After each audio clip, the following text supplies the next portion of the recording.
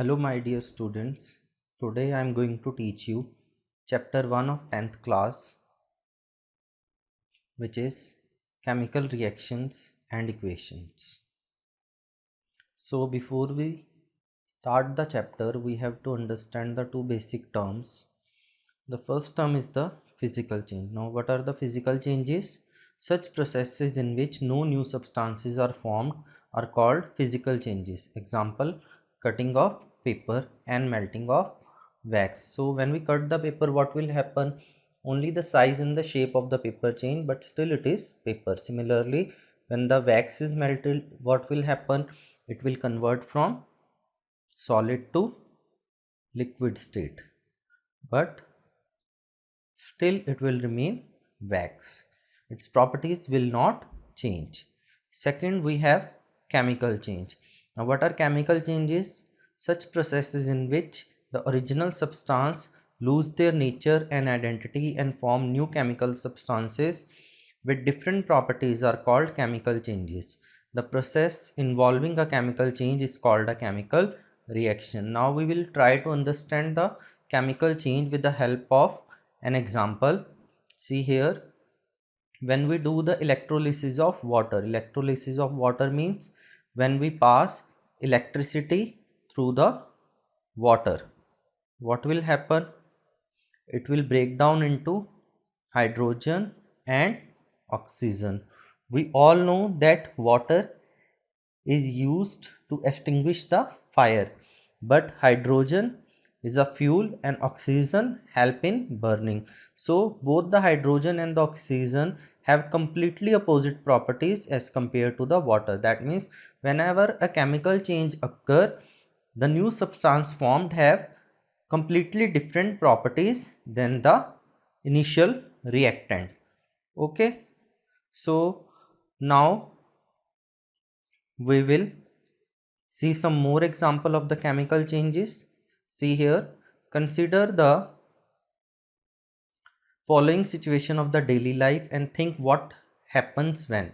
So first condition is milk is left at the room temperature during summer. Then what will happen?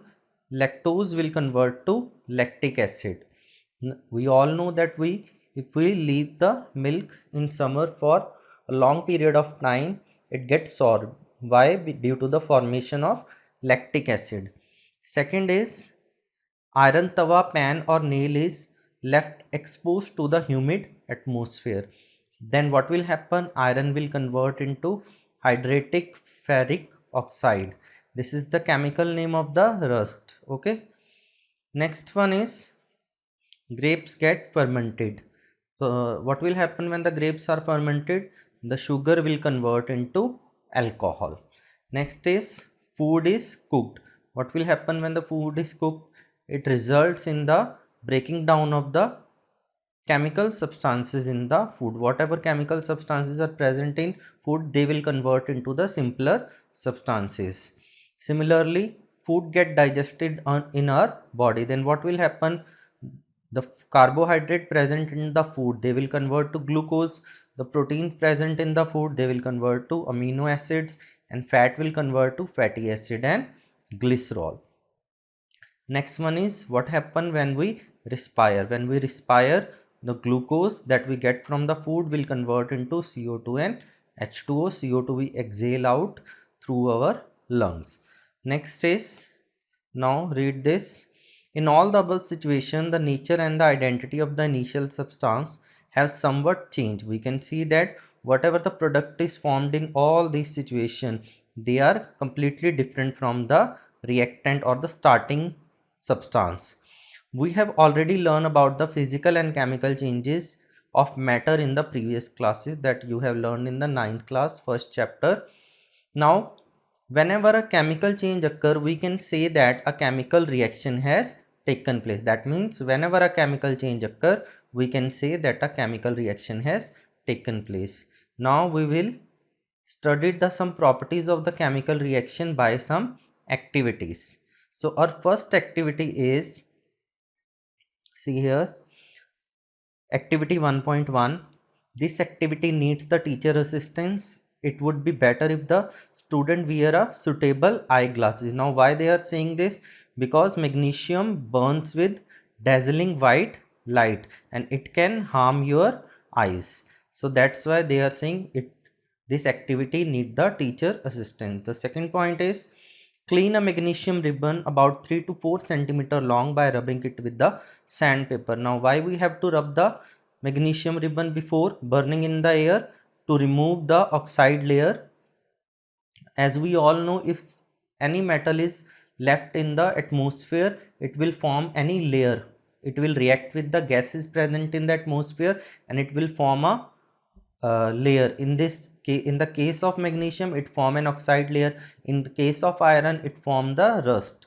So now hold it with a pair of tongs, burn it using a spirit lamp or burner, and collect the ash so formed in a watch glass as shown in the figure. This is the ash. Burn the magnesium ribbon, keeping it away as far as possible from your eyes. I have already told you, because they can damage your eyes. Now what do you observe? See, now what we will see, what are the observation from this activity. So magnesium burns in air to combine with oxygen to form the magnesium oxide. Now I will explain you this reaction. See here. Now magnesium, we have taken a magnesium ribbon, we are burning in the presence of air. Air means oxygen, and remember oxygen is always present in O2 form. It never exists in the O form, atomic form, single O.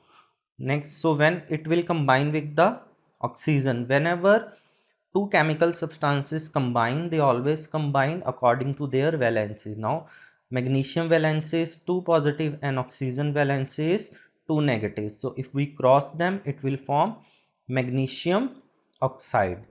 So this is the ash that we get in the activity, and this is a white color powder. Now this white color powder have completely different properties than the magnesium. Okay, magnesium is hard, but this white powder it is in the powdered form. Okay, so now we can see that this reaction is unbalanced. A reaction must always be balanced. Why? That we will study in the next classes. Okay, so now that means we have to balance this reaction. How we will balance? See here, the oxygen atoms are 2, but here there is only 1 oxygen, so we have to put 2 here. But if I put 2 here, we will get 2 atoms of magnesium, but here it is only 1 magnesium atom, so we will put 2 here. Now this reaction is completely balanced. Okay, now how we will identify that this is a chemical reaction? See here, this reaction has taken place by the change in state. That means this reaction is accompanied by change in state, but change in state also happen in the physical processes. What is the difference here? Here the change in state occur by having new set of properties. That means when the state change, the new substance formed will have a completely different set of properties. Okay, so remember this.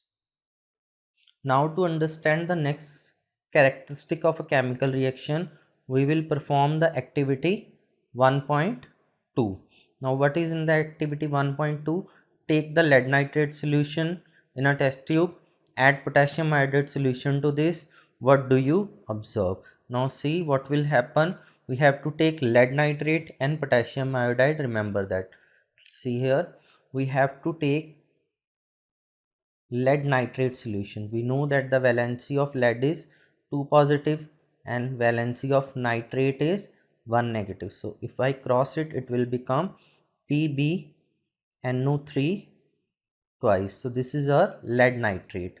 Now they are saying we have to react it with the potassium iodide. Now potassium is 1 positive and iodide is 1 negative. Now if I cross it, it will become K I. Now what are the product after the reaction? See here, the positive of this will react will combine with negative of this, and positive of this will combine with negative of this. So if lead and iodide, lead will combine with iodine, so when I cross it, it will form PbI2. Similarly, K will combine with NO3. Now K is 1 positive and NO3 is 1 negative. Always remember, the radical with positive charge will come first. Okay, so it will form KNO3. Now when this reaction is completed, we will see some yellow color precipitate are formed in the test tube. Yellow color precipitates. Clear? We will represent the precipitate by the down arrow. This arrow is used for representing the formation of precipitate. Okay. The color of the lead nitrate powder is white, but the lead iodide precipitates are yellow in color. So that means this reaction has taken place by the two characteristics. The first one is the change in color, and second one is the formation of precipitates. In the activity 1.1, we find out that the chemical reaction is accompanied by change in state. So that means we have studied the three characteristics of a chemical reaction. In the next activity, we will study two more characteristics of a chemical reaction. So for that, we will study activity 1.3. Clear? Let's read this activity. Take a few zinc granules in a conical flask or a test tube. We are taking zinc granule. These are the zinc granules that we have taken in the test tube, conical flask. Second, they are saying add dilute hydrochloric acid or sulfuric acid to this. You can either add hydrochloric acid or sulfuric acid. Here they have added dilute sulfuric acid.